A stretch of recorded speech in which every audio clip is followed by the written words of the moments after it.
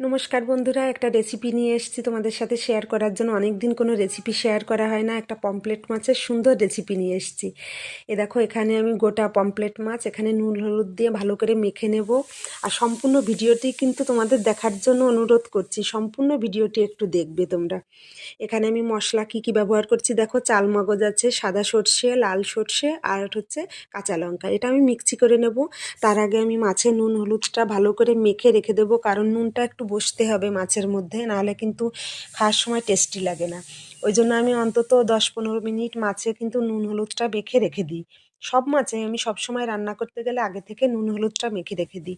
আর ওদিকে আমি ফ্রাই প্যানে কিন্তু সর্ষের তেল ইউজ, আর রান্নায় কিন্তু আমি একদম পুরোটাই সর্ষের তেল ইউজ করব। ওদিকে ফ্রাই প্যান গরম হয়ে গেছে, সর্ষের তেল দিয়ে দেব। আর এদিকে তোমার আমি কাঁচা লঙ্কা, চালমগজ, সর্ষেটা একটু মিক্সি করে নিচ্ছি। তার আগে মিক্সিটা হয়ে গেলে আমি ওদিকে মাছটা বসিয়ে দিচ্ছি। দেখো, তেল গরম হয়ে গেছে, আমি মাছটা বেশ লাল লাল করে, মিডিয়াম আছে, লাল লাল করে ভেজে নেব। অবশ্যই তোমরা কিন্তু কোনো ভিডিওটি সম্পূর্ণ দেখবে, স্কিপ করবে না, একটু দেখবে। তোমাদের নিশ্চয়ই ভালো লাগবে ভিডিওটি, কারণ অনেক দিন আমি কিন্তু কোনো ভয়েস দিয়ে কোনো রেসিপি দিই না। আগে কিন্তু আমি মানে শুধুমাত্র রান্নার রেসিপি আর ভয়েস দিয়েই কিন্তু আমি ভিডিওগুলো আপলোড করতাম। অনেক দিন করা হয় না। আমি যে মাছ ভাজা তেল ছিল তার উপরে গোটা জিরে দিয়েছি, দিয়ে যে মশলাটা করে রেখেছি ওটা একটু কষিয়ে নেব, নিয়ে মিক্সির বাটি ধোয়া জলটা দিয়ে দেবো এখানে। দেখো, কষানো হয়ে গেছে, আমি এবার মিক্সির বাটি ধোয়া যে জলটা আছে ওটা দিয়ে দেবো। পরিমাণ মতো তোমরা জল দেবে, পরিমাণ মতন যে যেমন লঙ্কা খাবে, মানে ঝাল ঝাল খাও। আমরা কিন্তু আবার একটু মাছে, মানে আমাদের বাড়িতে কিন্তু একটু মাছে কিন্তু একটু লঙ্কা খাই, মানে একটু ঝাল ঝাল খাই। দেখো, জলটা ফুটে উঠেছে।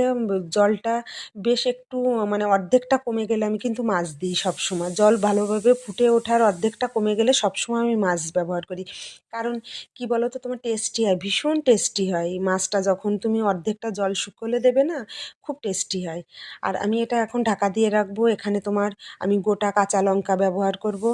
যে যার স্বাদ মতন কিন্তু ঝাল দেবে, কারণ সবাই একরকম ঝাল খায় না। আমি একটু কাঁচা সর্ষের তেলও কিন্তু ব্যবহার করব এখানে, কারণ সর্ষে বাটার মাছে কিন্তু একটু কাঁচা সর্ষের তেল দিয়ে দিলে না ভীষণ টেস্টি হয়। আর এটা আমি এখন ঢাকা দিয়ে একটু, মানে ভাবে রাখবো। আর সব সময় মিডিয়াম আঁচে রান্নাটা করব, অতিরিক্ত জাল দিবে না। গ্যাসের ইয়েটা একটু কমিয়ে রাখবে, দেখবে ভীষণ টেস্টি হবে, রান্নাটা খুব সুন্দর হবে। দেখো, আমার তো হয়েই এসছে, 72% হয়েই গেছে।